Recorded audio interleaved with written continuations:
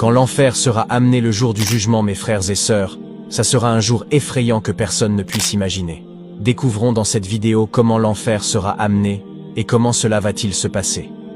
Le jour du jugement, lorsque l'ange Israfil souffle le deuxième souffle de la trompe, ça sera l'appel vers le grand rassemblement. On lancera un appel, hors de terre, et voilà que les hommes du premier au dernier sont ressuscités.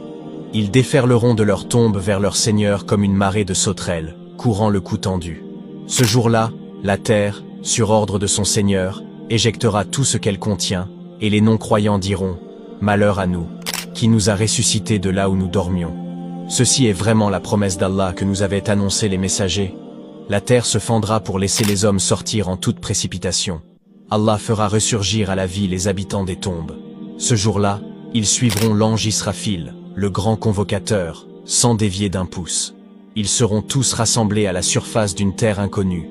Ce jour-là, il n'y aura plus de sommeil. Les regards seront fixes, les yeux horrifiés, le cœur affolé. Les hommes porteront leur fardeau entier, ainsi qu'un peu du fardeau de ceux qu'ils auront égarés. Certains seront rassemblés en se traînant sur leur visage, aveugles, muets et sourds. Les jambes s'enlaceront l'une après l'autre. Et ce jour-là appartient à Allah. C'est une journée très dure pour les non-croyants. Les criminels arboreront le masque lugubre de Satan, et leurs visages seront bleus.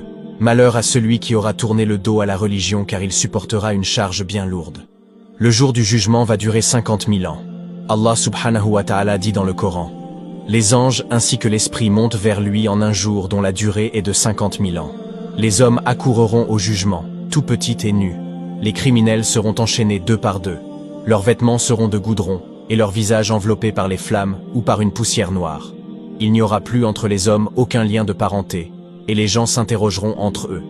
Les enfants et les parents ne seront plus d'aucune utilité, et il y aura une séparation entre eux.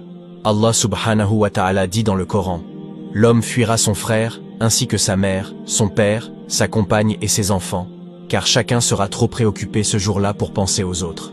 Les visages seront baissés sous le poids des chaînes et des soucis, et tous seront exposés en rang. Viendra Allah le Très-Haut, son trône porté par les anges. Viendront aussi des vagues successives d'anges qui se placeront en rang.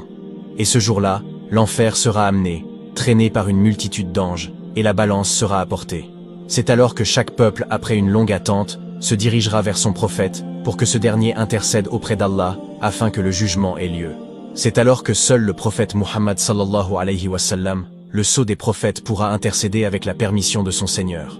Quand l'enfer sera amené, il y aura un terrible rugissement d'expiration, et ce terrible rugissement d'inspiration, un rugissement terrible qui effraie et terrifie chaque être sur la surface de la terre.